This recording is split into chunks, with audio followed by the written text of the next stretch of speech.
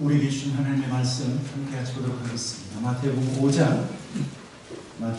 5장 7절 말씀인데 우리 1절부터 7절까지 쭉 합독하도록 하겠습니다. 마태복음 5장 1절부터 7절입니다.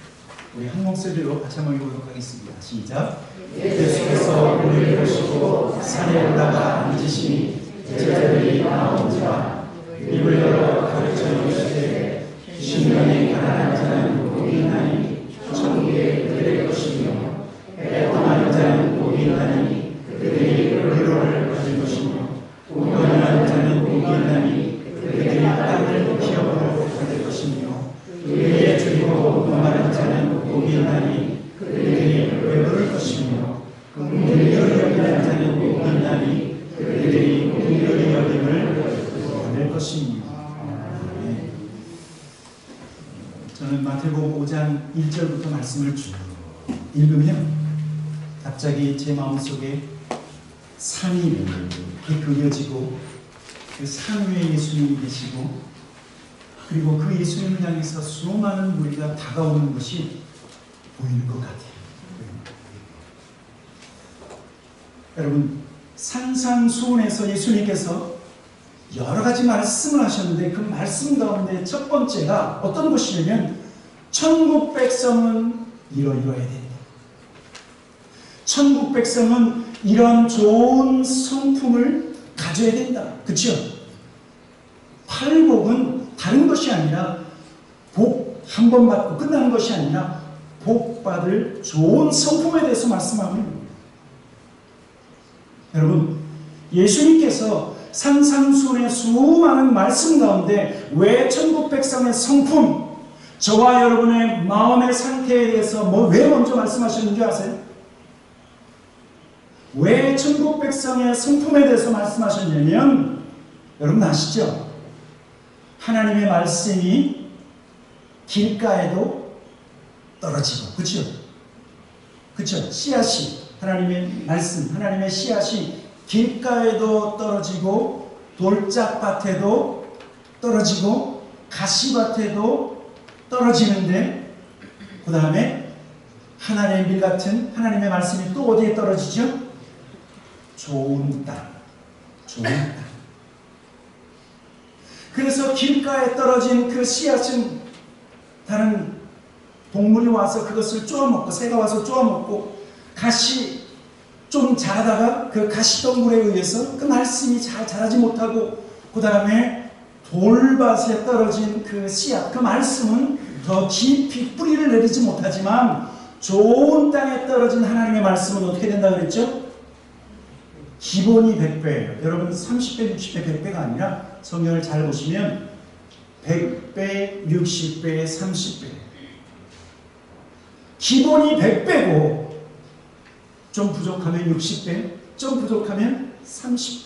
여러분, 그것은 무엇이냐면 바친 우리의 마음이에요. 우리의 성품이에요. 저와 여러분의 성품이 어떠하느냐에 따라서 실은 하나님의 말씀이 저와 여러분의 삶에 100배 열매가 맺힌다든지 60배, 30배 열매를 맺히기 때문에 하나님께서, 예수님께서 산상수훈의 많은 말씀을 하기 전에 먼저 천국 백성의 마음밭은, 천국 백성의 성품은 이러이러해야 된다. 먼저 말씀하시는 거예요. 수많은 무리들이 모여있을 때 너희들의 마음이 어떠한가? 천국 백성의 마음은 이러이러해야 된다라고 먼저 그들의 마음을 말씀으로 기경하신 다음에 그 다음에 계속 너희는 세상의 빛이요 너희는 세상의 소금이라고 그 사명을 말씀하십니다. 여러분, 오늘 다섯 번째 천국 백성의 삶에 대해서, 천국 백성의 성품에 대해서 말씀을 나눌 터인데, 여러분, 우리의 마음밭은 여러분 좋은 밭입니까? 아니면 거친 밭입니까? 저와 여러분의 마음은 천국 백성의 좋은 성품을 가지고 있습니까? 아니면 아직도 이 세상에 속한 사람처럼 육의 마음을 가지고 있습니다. 계속해서 이 말씀을 통해서 천국 백성의 성품을 소유하시길 주님의 이름으로 축원합니다. 아멘. 여러분, 이럴 때는 큰 소리로 아멘 하시기 바랍니다. 아멘. 저는 어려서부터 우리 어머님이 기도문을 많이 드리고 가서 이렇게 듣게 하셨는데, 지금도 기억나는 것은 우리 부흥 강사님들이 말씀을 전할 때 아멘 훈련을 얼마나 많이 했는지. 아멘 해야 그 말씀이 내 것이 되고, 아멘 해야 그 축복이 내 것이 된다. 아주 어려서부터 많이 들었어요. 하나님의 천국 백성의 성품이 저와 여러분 가운데 넘쳐나기를 주님의 이름으로 축원합니다. 아멘. 아멘. 이 소리 밑으로 안 내려지. 제가 낙협했어요. 다 메모리했어요. 그다음부터 아멘 이러지 않고 큰 소리로 아멘 하시고. 자, 오늘은 5번째 천국 백성의 성품인데, 다른 사람을 어떻게 하는 거예요? 긍휼히 여기는 거예요. 긍휼히. 여러분, 긍휼히 여긴다라고 하는 것이 무엇일까요? 긍휼히 여긴다라고. 예수님께서요, 긍휼히 여기는 것은 이런 것이다 비유를 통해서 말씀해 주셨는데, 어떤 사람이에요? 예루살렘에서부터 여리고로 여행하고 내려가고 있는 중이었어요. 그런데 이 사람이 여리고로 가다가 어느 정도인지 모르겠지만 아주 흉악한 강도를 만납니다. 강도가 이 여행하는, 이 여리고로 내려가는 이 사람이 가지고 있는 모든 것을 빼앗고 끝난 것이 아니라 이 사람을 두들겨 패갖고 거반 죽게 만드는 거예요. 그 사람의 겉옷까지 빼앗고, 그리고 죽게 된 그 사람을 내동댕이 치고 이 강도들은 사라졌어요. 얼마 있다가 이 강도 만난 사람을 지나가는 그 상황을 바라보는 사람이 있는데, 종교인이었던 제사장입니다. 제사장이 그 강도 만난 사람을 보자마자 그냥 지나칩니다. 무슨 생각으로 그렇게 지나치는지는 모르겠어요. 제 생각엔, 야, 여기 강도가 출현을 한다. 도망가야 되겠다. 그래서 도망가는지 모르겠어요. 또 조금 있다가 어떤 사람이 지나가게 되냐면 레위 사람이에요. 레위 사람이 그 강도 만난 사람을 보고 이 사람도 못 본 채하고 그 사람을 지나치는데, 전혀 예상하지 못했던 사람이 이 강도 만난 사람을 불쌍히 여깁니다. 사마리아 사람이었어요. 여러분, 유대인의 관점에서 보면 사마리아 사람은 영 하나님 나라 백성이 될 수 없는 사람입니다. 그런데 그 사마리아 사람이 강도 만난 사람을 보고 그 사람을 친근히 여기고 불쌍히 여겨서 그 사람이 강도 만난 사람의 상처를 포도주로 그 상처를 씻어주고, 그리고 기름으로 그 사람 오일, 그 사람을 치료해주고, 그리고 자기가 타고 있었던 그 짐승에 그 사람을 태워서 어디로 데리고 가냐면 여관에 데려가서 그 사람을 극진히 보살펴줘요. 그래서 그 여관에서 며칠을 묵었는지 모르지만 이제 자기가 가야 될 것을 알고 여관 주인에게 내가 이제 가야 되는데 이 사람을 계속 케어줬으면 좋겠다. 이 사람을 계속 돌봐줬으면 좋겠다. 어떤 비용이 들어가도 괜찮으니까 잘 돌봐줘라. 내가 돌아오는 길에 그 비용을 다 지불하겠다. 여러분, 이 사마리아 사람이 보여준 이 모습이 바로 긍휼이라고 하는 사실입니다. 강도 만난 사람을 단지 불쌍히 여기는 것으로 끝나는 것이 아니라 상처를 싸매주고, 그리고 여관에 데려와서 그 사람을 계속해서 돌봐줄 뿐만 아니라 그 사람이 회복되어질 때까지 다양한 방법으로 돕는 것. 여러분, 이것이 긍휼이라고 하는 사실입니다. 또 성경을 보니까요, 다른 성경에 또 다른 긍휼의 모습이 나와 있는데 어디에 나와 있냐면, 어떤 사람이 빚을 졌어요. 빚을 줬는데 얼마 정도 빚을 줬냐면 어마어마해요. 1만 달란트. 여러분, 1만 달란트가 얼마 정도 되는 줄 아십니까? 제가 예전에 한번 설교를 하다가 그걸 이렇게 좀 설치해봤는데, 우리의 인생이, 우리 장로님 기도한 시간처럼 우리의 인생이 70이요 80, 요즘은 한 20 더 는 것 같아요. 우리가 100살을 사는데 그 1만 달란트는요, 제가 26만 년을 살고 벌어서 갚아야 되는 돈이에요. 몇 년이요? 26만 년. 26만 년. 상상이 되십니까? 한 푼도 안 쓰고, 한 푼도 안 쓰고. 그게 1만 달란트. 그러니까 이 1만 달란트 빚진 사람은 도저히 갚을 길이 없는데 그 1만 달란트 빚진 사람을 왕이 불쌍히 여겨서 그 1만 달란트를 탕감해 주는 것, 탕감해 주는 것. 여러분, 이것이 또 다른 긍휼의 모습이에요. 그리고 우리가 잘 아는 것처럼 아버지의 돈을 받아서, 둘째 아들이죠. 일명 돌탕, 돌아온 탕자. 여러분, 이게 얼마나 괘씸한 건 줄 아세요? 유대인들 개념에서는 유산을 받을 때는 아버지가 돌아가셔야 유산을 받는 거예요. 그런데 아버지가 멀쩡히 살아있는데 나 유산 주시오. 그리고 그거 가지고 어떻게 써요? 다 허랑방탕하게 썼는데 나머지 마지막 내가 어찌할꼬 그러다가 아버지 집으로 돌아올 때 아버지가 괘씸히 여기지 아니하고 어떻게 써요?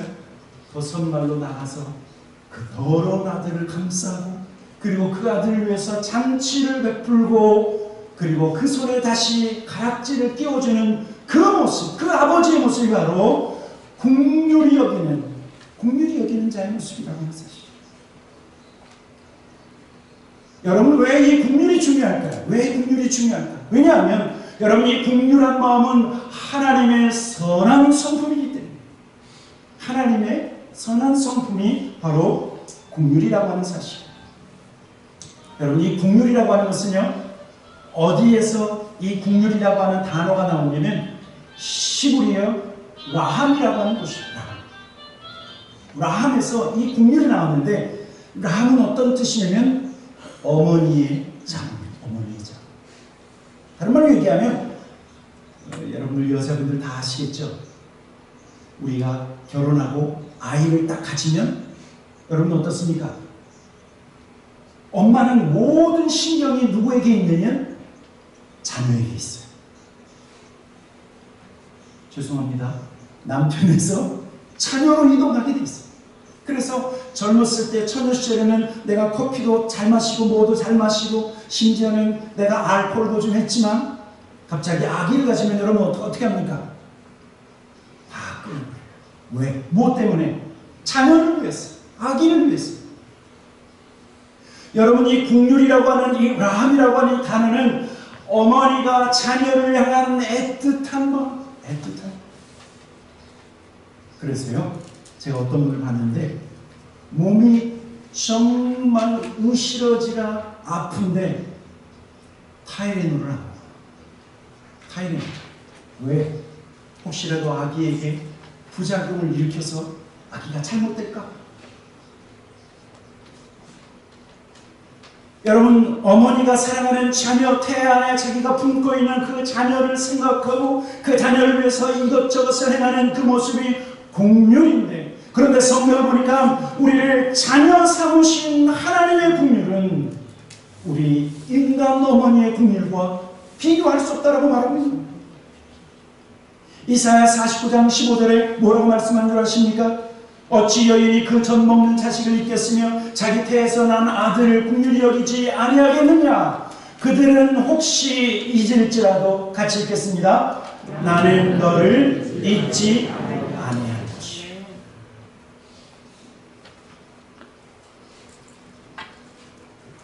우리 어머니들이 어린 자녀를 잊지 아니하고 말 그대로 마른 자리, 진 자리 갈아누시며 그의 자녀를 키우지만, 그러나 하나님은 내가 너희를 결코 잊지 아니한다.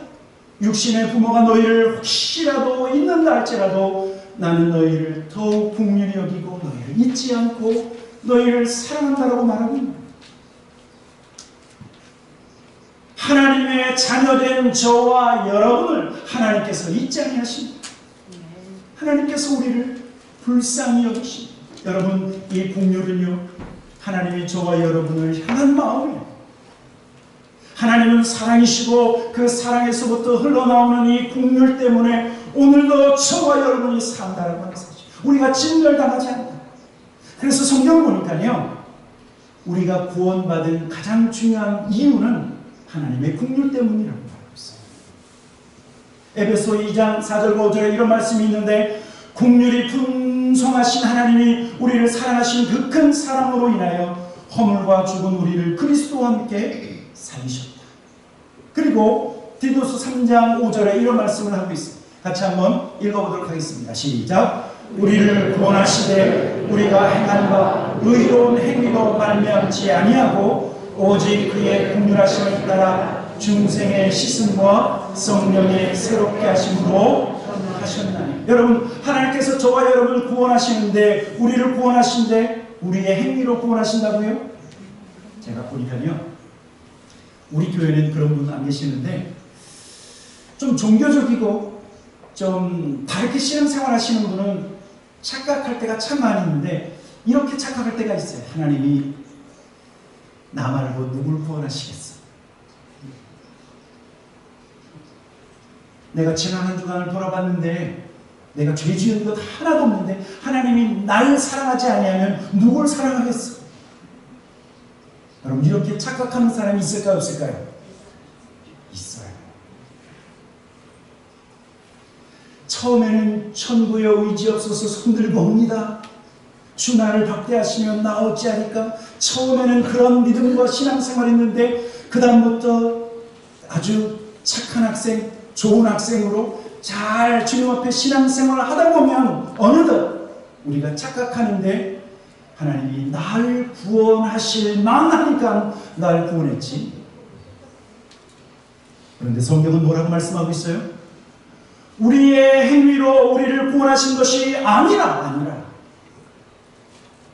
하나님의 긍휼하심, 하나님의 긍휼하심 때문에 저와 여러분이 구원받고, 하나님의 긍휼하심 때문에 예수 그리스도 하나밖에 없는 독생자 예수 그리스도를, 십자가를 우리를 위하여 죽게 하시고, 하나님의 긍휼하심 때문에 우리를 의롭다 하시고, 하나님의 긍휼하심 때문에 우리를 자녀 삼아주시고, 하나님의 긍휼하심 때문에 우리가 천국 백성이 되었다라고 하는 사실. 만약에 하나님의 긍휼하심이 없으면, 하나님의 긍휼하심이 없었으면 우리는 진멸당하고 우리는 지옥에 떨어져서 형벌을 받을 수밖에 없었는데, 하나님의 긍휼이 우리를 살렸다고 말하고 있습니다. 여러분, 하나님이 저와 여러분을 불쌍히 여기시고 긍휼히 여기십니다. 할렐루야. 아멘. 그런데 성경을 보니까요, 이 저와 여러분을 긍휼히 여기셔서 구원하셨는데 더 큰 긍휼을 받은 사람이 있대요. 어떤 사람이냐면, 전심으로 주님의 은혜를 구하는 자에게 긍휼을 더욱 베푸신다. 어떤 사람에게요? 하나님 난 됐습니다. 나 이 정도로 족합니다. 그게 아니라, 하나님 나에게 더 은혜를 주십시오. 하나님 나를 더 사랑해 주십시오. 하나님 나를 더 긍휼히 여겨주십시오. 하나님의 사랑과 하나님의 긍휼과 하나님의 자비를 더 구하는 사람에게 하나님이 어떻게 하신다고요? 더 긍휼히 여기십니다. 또 어떤 성경에는요, 여호와를 경외하는 자에게 하나님은 긍휼히 여기십니다. 하나님의 말씀에 벌벌 떨고 내가 이 하나님 말씀에 순종해야지. 하나님을 경외하는 자에게 더 큰 은혜와 긍휼을 베푸실 뿐만 아니라, 성경을 보니까 악한 자라도 그 악한 길에서 떠나 하나님 앞에 돌아올 때 하나님의 긍휼을 받을 수 있다. 이사야 55장 7절, 악인은 그의 길을, 불의한 자는 그의 생각을 버리고 여호와께 돌아오라. 같이 읽겠습니다. 그리하면 그가 긍휼히 여기시리라. 우리 하나님께로 돌아오라. 그가 너그럽게 용서하시리라. 여러분, 그래서요, 저와 여러분들이 예수 믿으세요. 예수 믿으면 너무너무 좋습니다. 네, 내가 당신을 위해서 기도하겠습니다. 고구마 정도 뽑나요? 다양한 방법으로 전도하고, 그리고 한 영혼이 하나님 앞에 돌아올 때 그분은요, 하나님의 크신 긍휼을 받게 됩니다. 말씀하고 있는 것입니다. 그런데요, 성경을 보니까 또 어떤 사람에게 하나님은 긍휼을 베푸신가 봤더니 병든 자에게 긍휼을 베푸세요. 여러분, 하나님, 우리 예수님께서 2000년 전에 병든 자를 치유하실 때 잘 보셔야 돼요. 몸에 여러 가지 스킨이나 그래서 병이 들고 하나님 앞 그 무리들 앞에서 같이 살지 못했던 그런 사람들, 문둥병자. 그런데 예수님께서 그 문둥적 병자를 보시고 성경을 보니까 그들을 향해서 측은히 여기셨다 또는 긍휼히 여기셨다 라고 하는데, 여러분 그것은 어떤 의미를 가지고 있냐면, 그 사람을 향해서 측은히 여기셨을 때 그 원어의 의미는 예수님의 창자가 끊어지는 듯한 고통을 예수님이 겪으셨다는 거예요. 그리고 예수님이 말씀하시는 것은 네가 낫고자 하느냐? 네, 낫고자 하느냐? 너의 믿음대로 될지. 여러분 예수님께서 병자를 고치실 때도 그 마음에서부터 먼저 긍휼하심이 있기에 여러분 병자가 낫는다라고 하는 사실. 하나님은 구원을 위해서 우리에게 긍휼을 베푸시고 우리의 육체의 자유함과 병든 자에서 자유케 되는 치유를 위해서 우리를 긍휼히 여기시고 치유하십니다. 그런데 오늘 성경을 보니까 하나님께서 저와 여러분에게 그 긍휼을 베푸신 다음에 하나님의 자녀인 저와 여러분이 다른 사람에게 긍휼을 베풀어야 된다라고 말씀하고 있는 거예요. 여러분 예수님, 우리의 구주가 되시는, 우리의 메시아가 되시는 예수님은 저와 여러분의 삶의 모범이 되는 줄 믿습니다. 아멘. 벌써 목소리 작아집니다. 죄송합니다. 그래도 훈련하시면 여러분에게 유익될 줄 믿습니다. 예수님은 저와 여러분의 삶의 모범이 되는 줄 믿습니다. 여러분 그런데요, 예수님이 하나님을 향해서 아빠, 아버지, 아바, 아버지라가 부르실 뿐만 아니라 예수님의 삶을 보면 하나님 아버지를 드러내는 삶을 살았어요. 하나님이 전능하신 것처럼 예수님께서 성령의 능력으로 치유하시고 기적을 일으켰을 뿐만 아니라 예수님께서 행하시는 모든 것들이 하나님을 드러내는데, 빌립이 예수님 아버지를 좀 보여주십시오.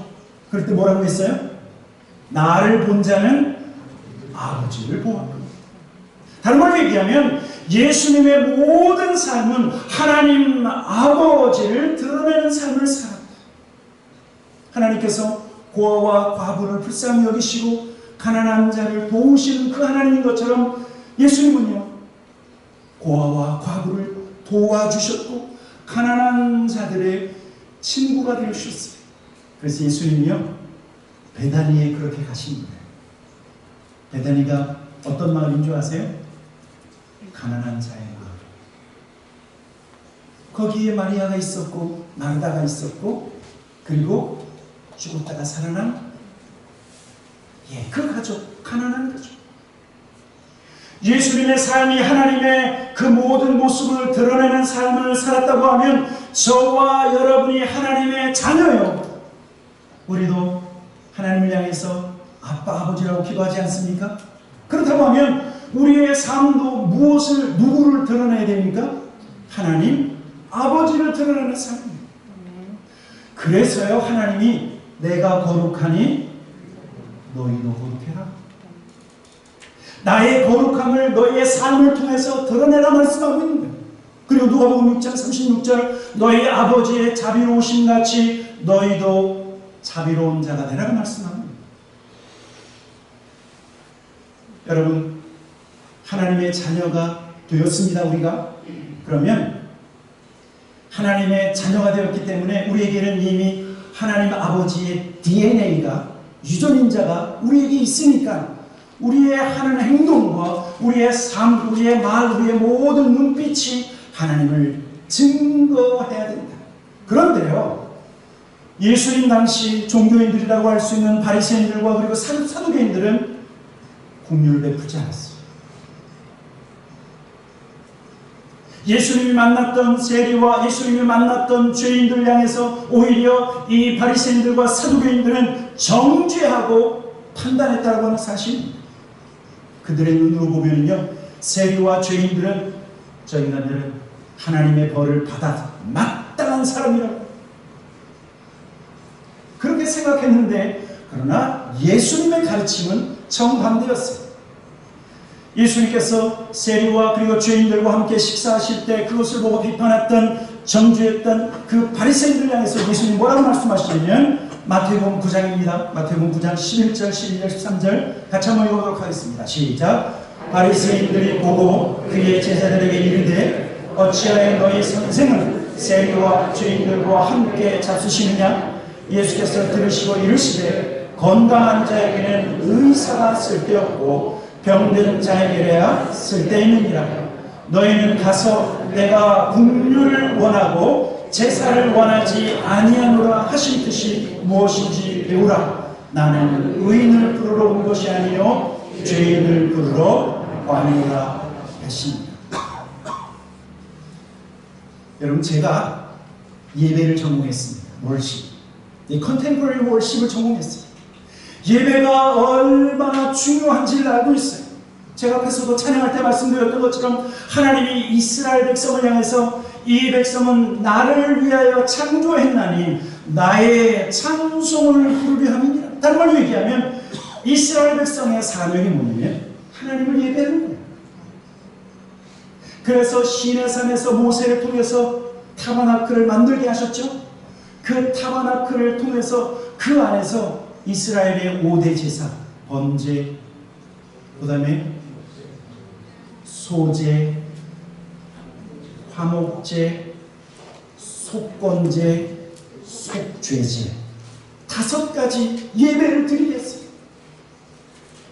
여러분, 이스라엘 백성에게 이만큼 예배가 중요하고 제사가 중요한데 예수님 뭐라고 말씀하시냐면 나는 긍휼을 원한다. 긍휼을 원한다. 하나님 아버지를 높여드리는 것보다 더 중요한 것은 너희의 삶에 다른 사람에게 긍휼을 베풀어서 하나님이 긍휼을 베푸시는 그 하나님인 것을 나타내라고 말씀합니다.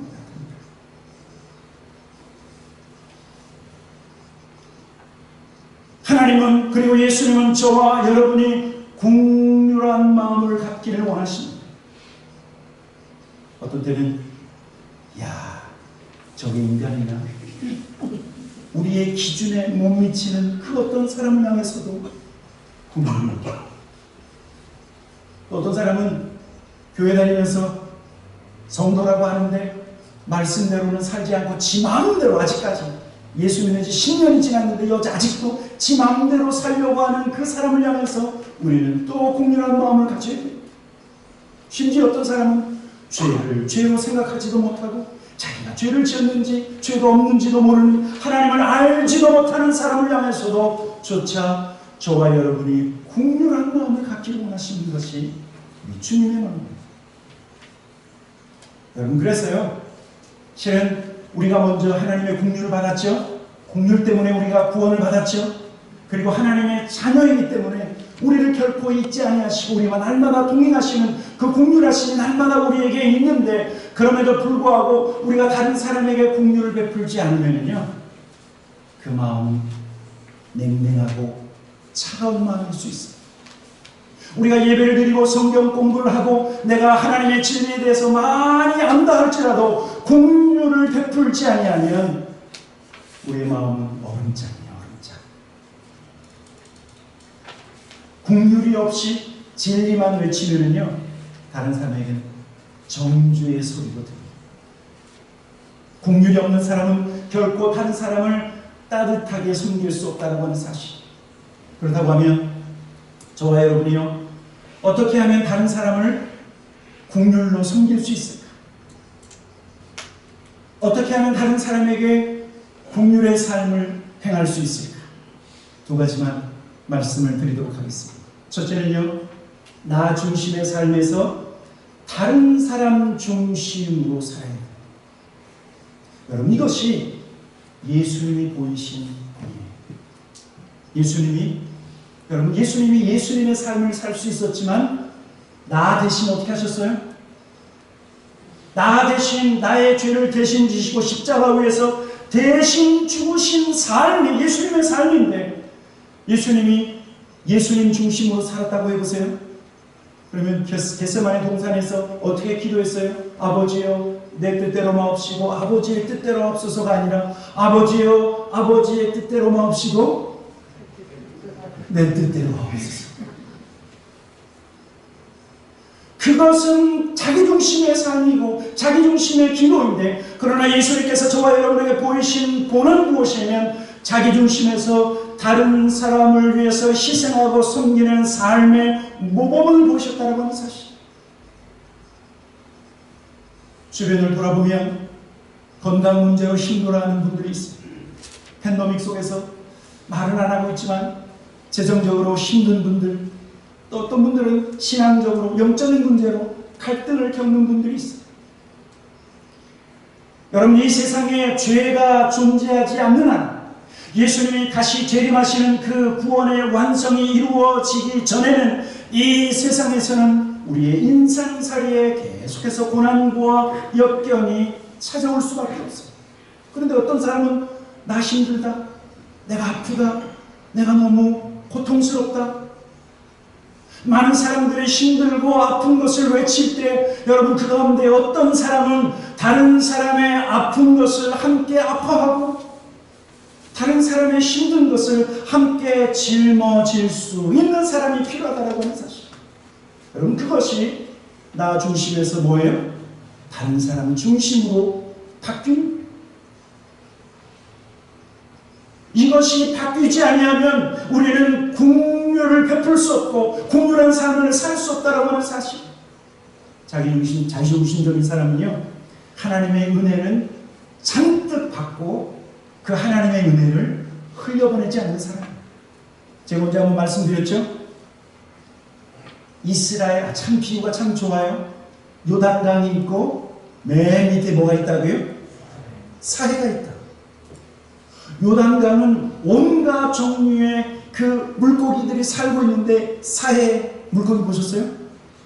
안 가봤지만 없어요. 왜? 요단강은 저 헐몬산에서부터 다양한 물줄기에서 물을 받아들이고, 그리고 갈릴리 호수에서 요단강으로 물을 내보내는데, 그 다음에 사해는 어떻게 되죠? 받고 안 보내는 거예요. 계속 그 위에서 물이 계속해서 수증기가 올라가고 거기에는 아주 짠물이 되어서 도저히 다른 물고기가 살 수 없는 거예요. 하나님의 은혜는 받았지만 그 은혜를 흘러보내지 아니하면 여러분, 우리가 긍휼한 삶을 살 수 없다라고 하는 사실입니다. 자기중심적인 사람은 어떤 사람이냐면 이런 분들이 있어요. 내가 받은 누가 나에게 이상한 말을 하고 나에게 상처를 줬는데, 상처받은 것은 10년이 지나고 20년이 지나고 다 기억하는데 상처 준 거는 몰라요. 여러분, 한번 생각해 보세요. 여러분, 상처 받으셨습니까? 소부가 안 해요. 네, 상처 준 거는 생각나십니까? 생각 안 나요. 이게 우리의 특징이에요. 우리 죄인들의 모습이에요. 그렇게 다른 사람 손가락질하고 있는데 나는 그것보다 더 악한 짓을 하고 있음에도 불구하고 그것을 깨닫지 못하는 것이 우리의 모습이에요. 여러분, 이것이 자기 중심적인 사람의 모습이에요. 다른 사람에게 섭섭하다고 얘기하면서 자기가 섭섭하게 한 것은 막히면 할까요? 그리고 잘 알고 있잖아요. 우리 예수님도 말씀하셨는데 다른 사람의 티는 이만하게, 야, 그게 티가 아니라 대들보야. 그런데 내 눈에 있는 대들보는 티처럼 생각합니다. 그러나 성경을 보니까 나 중심, 자기 중심의 삶에서, 이기주의에서 탈피해서 다른 사람을 품으라고 말씀하고 있어요. 로마서 12장 15절 16절, 즐거워하는 사람과 함께 즐거워하고, 그 다음에 어떻게 하라고요? 우는 사람과 함께 울라. 16절 같이 읽겠습니다. 서로 마음을 같이하여 높은 데 마음을 두지 말고 도리어 낮은 데 처하며 스스로 지혜 있는 채. 여러분, 즐거워하는 사람과 어떻게 즐거워할 수 있습니까?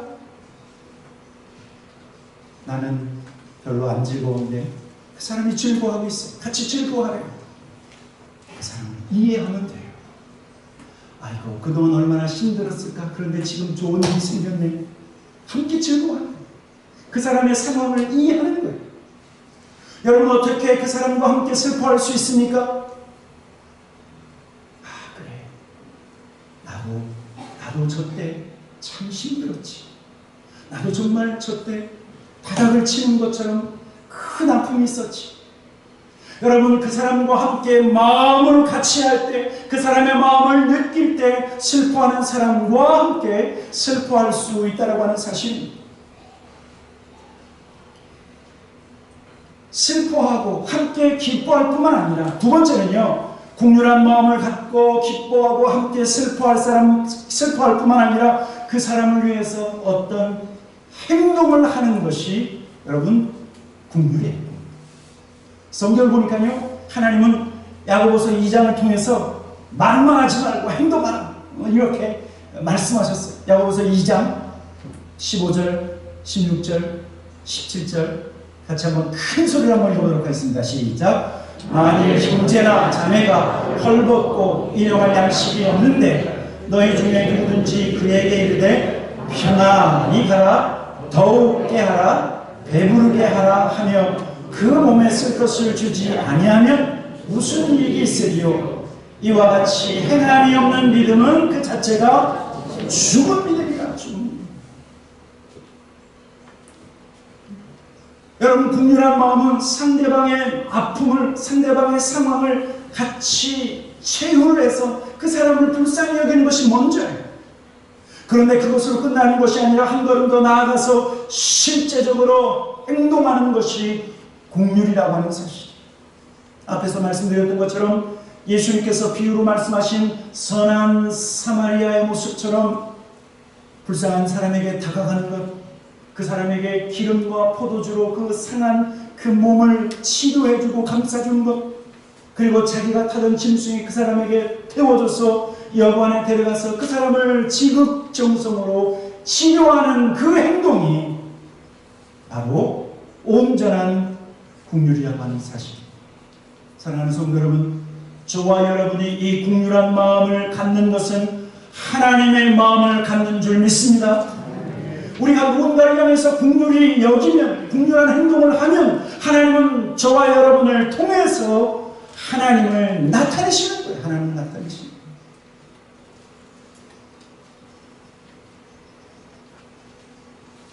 세 번째로 오늘 성경을 보니까 국률이 여기는 자는 복이 있는데 바로 국률이 여김을 받는다라고 말하고 있죠. 성경을 보면 약속들이 있습니다. 언약들이 있어요. 예수 그리스도를 믿고 구원받는 것은 믿음 언약이라고 얘기해요. 무슨 언약이요? 믿음 언약. 믿기만 하면 구원 얻는다. 믿음 언약이에요. 그런데 또 다른 언약이 있는데 그것은 무엇이냐면 너희가 구하고 찾고 두드리면 구하는 자에게 주실 것이요, 찾는 자에게 찾게 될 것이요, 그 다음에 뭐죠? 두드리는 자에게 열릴 것이다. 여러분 이것은 뭐냐면 행위 언약이에요. 행위 언약. 너희가 행하는 대로 받을 것이다. 그런데 오늘 예수님께서 뭐라고 말씀하시냐면 국률이 여기는 자는 복이 있나니 저가 국률이 여김을 받을 것이다. 다른 말로 얘기하면 너희에게 행위대로 내가 갚아줄 것이다 말씀하고 있는 거예요.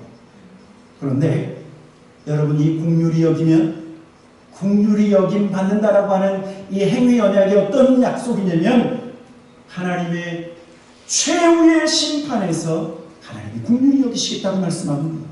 야고보서 2장에 보니까 야고보서 2장 13절 같이 읽도록 하겠습니다. 시작. 국률을 행하지 아니하는 자에게는 국률 없는 심판이 있으리라. 국률은 심판을 이기고 자랑하느니라. 우리가 짧은 용어지만 그러나 모든 사람이 알 수 있는 용어가 있어요. 노숙. 여러분 노숙 잘 아시죠? 다른 사람이 자기에게 도움을 구하고 있는데 노숙, 안 도와주고 국률을 베풀지 아니하면, 그러면 저와 여러분은 어쩌면 마지막 때 하나님의 심판대 앞에서 하나님이 우리를 향해서 노숙 말씀하신다는 거예요. 여러분 이것이 행위 언약이에요.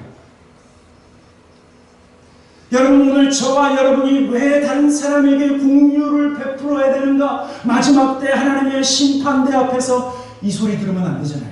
노수, 너 내가 내 아들 예수로, 그 예수의 피로 다 용서해 주려고 했는데 너가 용서를 받았음에도 불구하고 다른 사람에게 노숙했으니까 나도 너에게 노숙이다. 여러분, 그러면 어떻게 될까요? 하나님 앞에서 우리의 잘못된 생각을 낱낱이 다 까발려서 하나님 앞에서 정죄받고, 우리가 말한 것, 우리가 행동한 것, 우리의 몸으로 저질렀던 모든 것들에 대해서 우리는 심판받고 멸망으로 떨어질 수밖에 없는데, 그러나 저와 여러분이 오늘 말씀을 쫓아서 가난한 사람들, 불쌍한 사람들에게 무엇을 행해요? 긍휼을 행하며, 그러면 심판을 이긴다. 무슨 말씀입니까? 심판받지 않는다. 하나님 앞에서 두려운 심판을 생각하신다고 하면 날마다 긍휼을 행하시는 저와 여러분이 되길 주님의 이름으로 축원합니다. 아멘. 여러분도 목숨 걸고 행하시면 돼요. 심판받는데 사느냐 죽느냐 문제 아닙니까? 그러면 긍휼을 어떻게 해야 돼요? 사느냐 죽느냐 열심으로 나의 삶, 내가 가지고 있는 남아있는 시간 동안 내가 가난한 사람들과 불쌍한 사람들을 돕는데 우리의 삶을 드리면, 긍휼은 심판을 이기고 자랑한다라고 말씀하고 있습니다. 뿐만 아니라 오늘 성경을 보면요, 다른 성경에 보면 긍휼을 여기는 자에게 하나님의 상급이 있고 심판을 이기게 할 뿐만 아니라 긍휼을 행하는 사람이 하나님의 아들이다라고 말씀하고 있어요. 누가복음 6장 32절에 이런 말씀이 있어요. 너희가 만일 너희를 사랑하는 자만을 사랑하면 칭찬받을 것이 무엇이냐? 죄인들도 사랑하는 자를 사랑하느니라. 너희가 만일 선대하는 자만을 선대하면 칭찬받을 것이 무엇이냐? 죄인들도 이렇게 하느니라. 너희가 받기를 바라고 다른 사람에게 구워주면 칭찬받을 것이 무엇이냐? 죄인들도 그만큼 하고자 하여 죄인에게 구워주느니라. 같이 읽겠습니다. 35절. 오직 너희는 원수를 사랑하고 선대하며 아무것도 바라지 말고 구워주라. 그리하면 너희의 상이 클 것이요 또 지극히 높으신 이의 아들이 되리니 그는 은혜를 모르는 자와 악한 자에게도 인자하시느니라. 너희 아버지의 자비로우신 같이 너희도 자비로운 자가 되라. 제가 앞에서 말씀드렸죠. 하나님의 자녀인 저와 여러분은 누구를 드러내야 된다고요? 1번, 하나님의 자녀인 나이지만 나 자신을 드러낸다. 2번, 하나님의 자녀이니까 누구를 드러낸다? 하나님을 드러낸다. 몇 번입니까? 2번이에요. 2번. 신앙생활은 나 자신을 드러내는 것이 아니라 나의 말과 나의 행동과 나의 태도를 통해서 하나님 아버지를 드러내는데, 오늘 여기 보니까 긍휼을 베푸는 자는 누가 된다고요? 하나님의 아들이 된다. 높으신 이의 아들이 된다라고 말하고 있는 거예요. 다른 말로 얘기하면 그 아버지의 그 자녀가 된다라고 말씀하고 있는 거죠. 여러분, 세상은요, 저와 여러분이 만약 어떤 사람을 향해서 쉽게 손가락질하고 쉽게 누군가를 판단하고 정죄하면 세상 사람들은 하나님은 판단하시는 분인가 보다, 정죄하시는 분인가 보다, 용서 안 하시는 분이신가 보다. 우리가 누군가를 판단하고 정죄하는 그 모습을 통해서 세상은 하나님을 오해한다는 것은 사실을 오해한다. 만약 어떤 사람이 다른 사람 말은 전혀 안 듣고 신앙생활 하는데 고집스러운 신앙생활 하면 사람들이 하나님은 다른 사람 말 안 듣나 봐. 우리의 행동을 통해서 하나님이 비춰진다니까요. 그래서 하나님의 자녀인 저와 여러분의 모습은, 우리의 모습은 하나님을 드러낼 수밖에 없다는 것입니다. 이 말씀을 들으면서 내가 다른 사람에게 하나님을 잘못 보였네. 내가 다른 사람에게 하나님을 오해하도록 만들었네. 여러분, 그것이 깨달아지거든. 회개하셔야 돼요.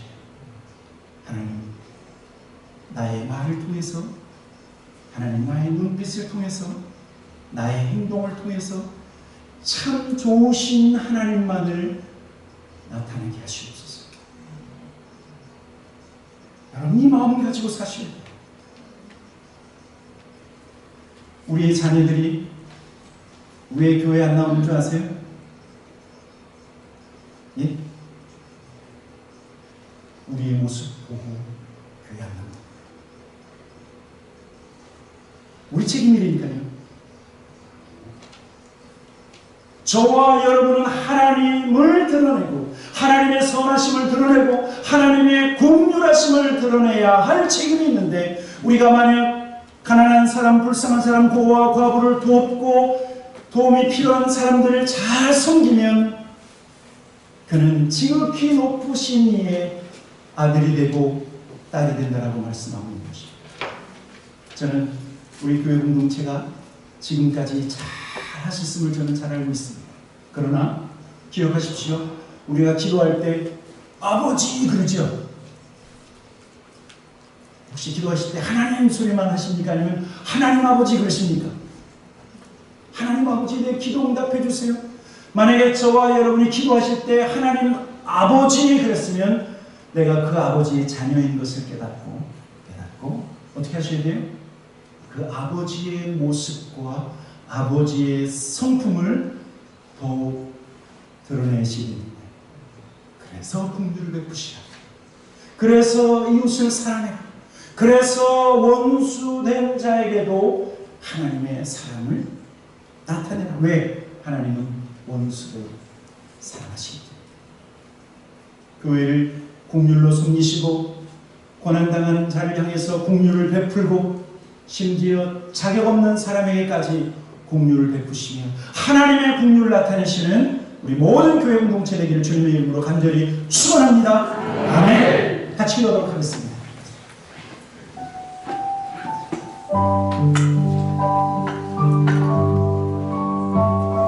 우리 한번 같이 기도할 때, 하나님, 나는 그동안 내가 받았던 상처에 눈을 떼지 못하고 다른 사람에게 상처 준 것을 깨닫지 못하고 상처받은 것만,